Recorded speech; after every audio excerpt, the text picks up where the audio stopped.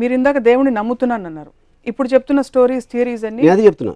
నేను దేవుడిని నమ్ముతున్నాను ఎప్పుడు చెప్పాను, ఒక సృష్టి క్రియేట్ చేసింది ఒక ఆస్పెక్ట్, కానీ ఆ సృష్టికి మనం బతుకున్న దానికి సంబంధం లేదు. అందుకని నేను బాలాజీ గుడికి వెళ్ళి కొబ్బరికాయ కొడితే నాకు వస్తుందని నేను నమ్మను. ఇప్పుడు అర్థమైంది.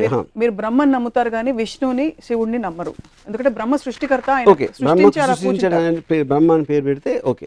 యా, విష్ణువుని శివుడిని నమ్మరు. అంటే ఒక ప్రిజర్వర్, ఒక డిస్ట్రాయర్ లాంటి ఒక రెండు మైథలాజికల్ క్యారెక్టర్స్. ఇప్పుడు అదే మీ మైథలాజికల్ క్యారెక్టర్స్ అనేది కరెక్ట్ వర్డ్. అది ఎలిమెంట్స్. ఇప్పుడు నాకు స్వామి అయ్యప్ప ఉంది.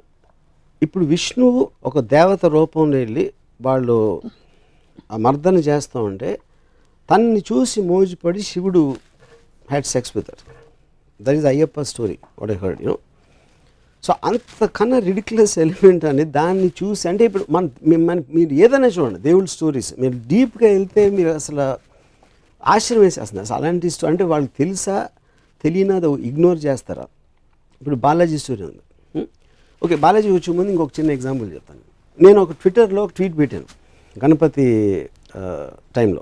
పురాణాల గురించి మనం ఎలాగో మళ్ళీ మాట్లాడతాం. ఐ థింక్ ఇట్స్ ఇన్ దేవుడు కాన్సెప్ట్ వాట్ ఐఎమ్ టాకింగ్. అంటే నేను అనేది దేవుడు అంటే ఏంటి, మనం భగవంతుడిలా కొలిచి పూజలు చేసి తన మొలాన మనకు వచ్చేస్తున్నాయి అనే దాంట్లో వాళ్ళందరి డెఫినేషన్ ఉంటుంది. అవును, బ్రహ్మ అనేది ఒక కాన్సెప్ట్, కానీ బల్క్ ఆఫ్ ద పీపుల్ దేవుడిని పూజిస్తారు, వినాయకుడిని పూజిస్తారు, బాలాజీని పూజిస్తారు, అయ్యప్పని పూజిస్తారు.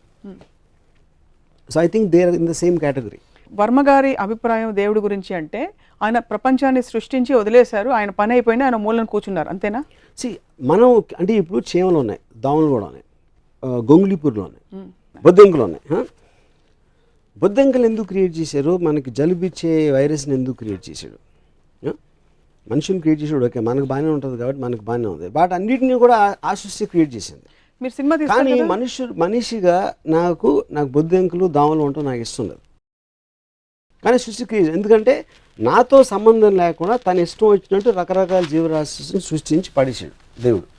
ఓకే, సో అప్పుడు ఆ దేవుడికి నన్ను ఒక్కడనే బాగా చూసుకో, మిగతా అందరినీ పక్కన పెట్టేసి మిగతా జీవరాశులు అందరూ నాకు ఎందుకు అని కొబ్బరిగా కొట్టేస్తే నా పని చూసుకో అనే మనస్తత్వాన్ని దాని గురించి మాట్లాడుతున్నాను. సో ఇది భక్తులతో మీకు ప్రాబ్లం, దేవుడితో కాదైతే మీకు 100% మీకు భక్తులతో ప్రాబ్లం.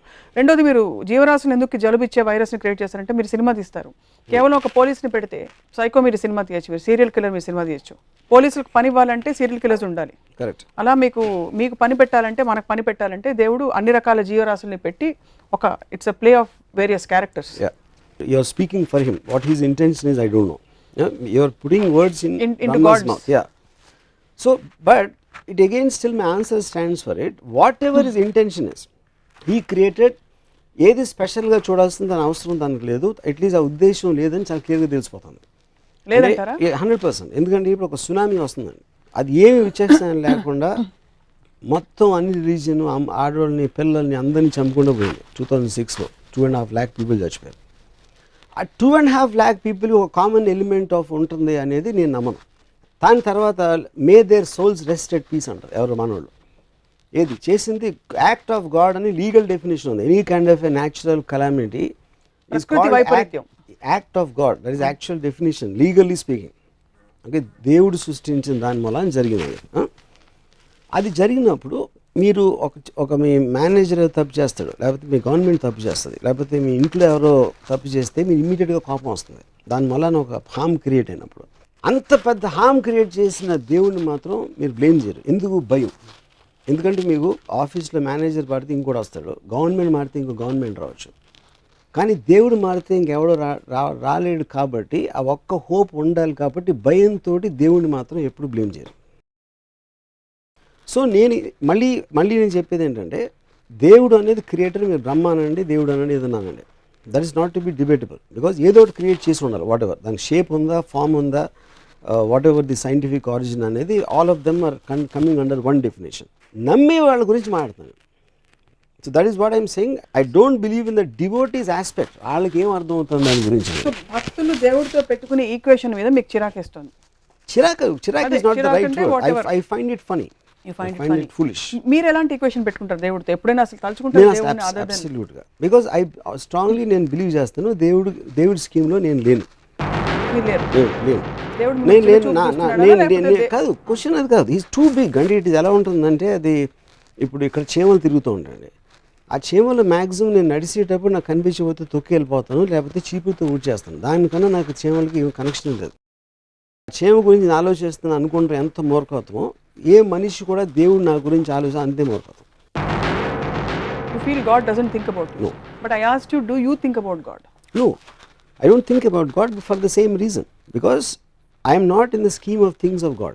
నన్ను హామ్ చేసే శక్తి దేనికున్నా అది నాకు గాడ్. నాకు ఫర్ ఎగ్జాంపుల్ నేను ఒక ఆఫీస్లో పనిచేస్తాను. నా మేనేజర్ నా జీతం పెంచేంత ఇది ఉంటే నా మేనేజర్ నాకు దేవుడు.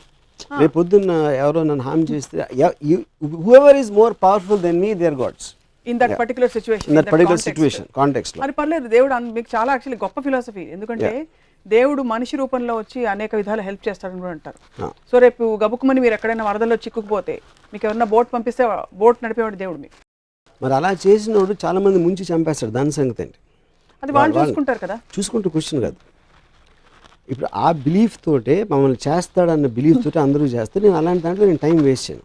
నా కెపాసిటీలో నేను చేయగలిగితే చేస్తాను, కానీ ఎవడో వచ్చి ఏదో చేస్తాడు అనేది నేను నమ్మను. అది నేను చెప్పేది. చాలామంది చాలా బలమైన వారి అనుభవాలని పబ్లిక్గా చాలాసార్లు చెప్పారు, పుస్తకాలు రాశారు. దట్ నాకు దేవుడు కనిపించాడు, నేను ఇలా కోరుకుంటే ఇలా అయింది నాకు, లేకపోతే నేను ఇలాగా 7 వారాలు ఉపవాసం ఉన్న తర్వాత దేవుడు నాకు ఇలా మార్పు వచ్చింది.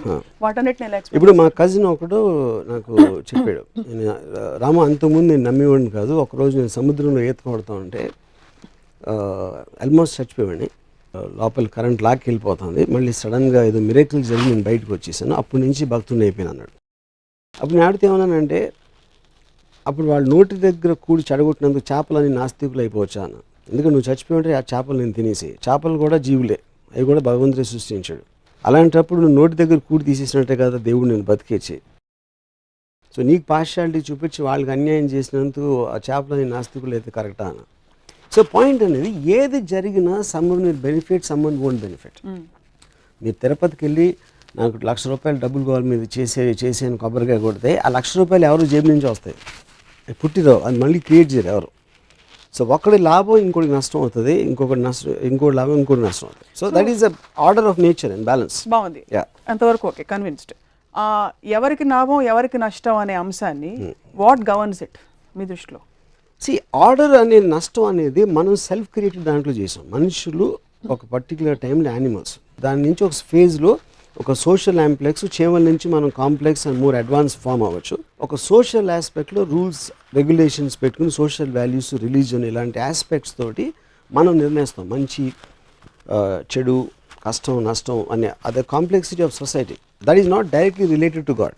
ఎందుకంటే జంతు జాతిలో బలంతో చంపుతాయి, దానికన్నా కాంప్లెక్స్ ఉండదు. కానీ ఇక్కడ మనకి వేరియస్ లాస్, కానీ లాస్ అంటే లీగల్ అంటలేదు, మనకు స్టిపులేషన్స్ ఉంటాయి, మనకు ఉన్న సోషల్ ప్రోగ్రామింగ్ ఉంటుంది, వాటన్నిటి మూలాల నుంచి మన ఆ ఆస్పెక్ట్ వస్తుంది. కానీ that is not directly related. ఆ సొసైటీ మనం ఫామ్ చేసాం కాబట్టి ఇప్పుడు ఇంత అడ్వాన్స్ అయ్యాం. But I don't think that is related to God. It's not related to God at all. అంటే నేను మళ్ళీ అంటే అదే, ఇప్పుడు యానిమల్స్లో ప్యాక్ యానిమల్స్ ఉంటాయి. ఒక యానిమల్ ఏమో దానం చదివి నడుస్తుంది, లోన్ యానిమల్స్. చీమలకు ఒక సొసైటీ ఉంటుంది, అలాగే తేనెటీగలకు ఉండొచ్చు, అలాగే మనుషులకు ఉండొచ్చు. రిలేటివ్గా మనుషులు చాలా అడ్వాన్స్ ఫామ్. కానీ అలాంటి ఎగ్జాంపుల్స్ అనేవి చాలా ఉన్నాయి, సోషల్ ఫార్మేషన్స్ ఆఫ్ క్రీచర్స్. ఆ ఆస్పెక్ట్లు చెప్తున్నాను. మళ్ళీ ఐల్ గో బ్యాక్. నాకు ఇంకా అర్థం కాలేదు ఒకటి, ఎవరికి న్యాయం జరగాలి ఎవరికి జరగకూడదు అనేది డిసైడ్ చేసేది న్యాయం అన్యాయం అనేది దాని గురించి నేను చెప్పేది. న్యాయం అన్యాయం అనేది నేను ఎక్కడో కొట్టుకుపోతున్నాను, నేను చచ్చిపోతే చేపలకు తిండి అవుతుంది. ఇప్పుడు పులి జింక వెనకాల పరిగెడుతుంది, జింకను పట్టుకోగలిగితే తినేస్తుంది. అక్కడ అది ఉట్టి కేవలం కాదు, అది ఉట్టి కేవలం తన బలం. బలవంతుడు బలహీనుని చంపుతాడు అనేది natural order and Darwin's philosophy, the strong against the week. That's the whole point. ఎందుకు అలా చూస్తే మరి చాలా కెలామిటీస్ లో మనుషులు కూడా పోతున్నారు కదా. అప్పుడు కెలామిటీ అనేది బలం, కెలామిటీ అనేది టైగరు, మనుషులు అనేది జింకలు కెలామిటీలో. సో ఇక్కడ coming back to this, so బలవంతుడు బలహీనుని చంపుతాడు అనేది నేచర్స్ లా. దాన్ని సోషల్గా మనం రివర్స్ చేసి రూల్స్ రెగ్యులేషన్స్ పెట్టుకున్నాం. దాన్ని గవర్న్ చేయడానికి వి క్రియేటెడ్ ఎ గాడ్. ఆ దేవుడిని క్రియేట్ చేసి దేవుడు ఇలా చేస్తే శిక్షిస్తాడు. ఇప్పుడు ఎందుకంటే మనుషులు శిక్షించట్లేదు, ఐ మీన్ తప్పులు చేసిన మనుషులు, పాపాలు చేసిన మనుషులు కూడా మనకన్నా బెటర్గా ఉన్నారు అని మనం చూస్తూ ఉంటాం ఎప్పుడు. అప్పుడు ఏమంటారు, వాళ్ళు ఏమి చేయలేరు కాబట్టి పైకి వెళ్ళాక దేవుడు శిక్షిస్తాడు. నువ్వు మంచి చేస్తే స్వర్గానికి వెళ్తావు, తప్పు చేస్తే నరకానికి వెళ్తావు అనేది కాన్సెప్ట్. సో ఈ గ్రూప్ కెలామిటీస్ లో ఇది వర్తిస్తుంది మీరు చెప్పింది. నేచర్స్ ఫ్యూరీ ఆర్ లేకపోతే ప్రకృతి It వైపరీత్యం is దేవుడి శాపం is bigger than this 200,000 people. ఇది of course anything more powerful. It's not about nature's calamity. Correct. ఒకే కెలామిటీలో కొంతమంది పోతారు, కొంతమంది బతుకుతారు. అవును. అది ఎందుకు జరుగుతుందంటారు అయితే? అది నేను అడిగిన క్వశ్చన్. అప్పుడు ఆ డిస్క్రిమినేషన్ ఎందుకు చూపించడం అనేది నాకు క్లియర్ కట్గా తెలియకపోతే ఏ బేసిస్లో నేను ఆ సిస్టమ్ని నమ్మాలి? అదే నేను అడిగిన క్వశ్చన్. ఓహో. సో బేసికలీ వీళ్ళందరినీ ఈ కారణంతో నేను చంపేశాను, వీళ్ళందరినీ ఈ కారణంతో బతికిచ్చాను అన్న క్లారిటీ ఉన్నప్పుడు ఇట్ ఈస్ లీగల్ సిస్టమ్. వీళ్ళు తప్పు చేస్తున్నారు కాబట్టి జైల్లో ఉన్నారు, వీళ్ళు తప్పు చేస్తున్నారు కాబట్టి ఉరిశిక్ష చేస్తున్నాం, మీరందరూ మంచిగా మిమ్మల్ని ఏం చేయట్లేదు అనే క్లారిటీ నాకు మామూలు మనిషి ఇచ్చినప్పుడు దేవుడు దానికన్నా ఎక్కువ ఇవ్వాలి. దేవుడు మనిషిని క్రియేట్ చేశాడు నాకు తెలియదు, కానీ మనిషి మాత్రం డెఫినెట్గా దేవుడిని క్రియేట్ చేశాడు. మనిషి ఎవరిని క్రియేట్ చేశాడు? బాలాజీని క్రియేట్ చేశాడు. పురుషులకైతే రంభ కౌగిళ్ళు ఉన్నాయి, ఆడవాళ్ళకి ఏముంటుంది?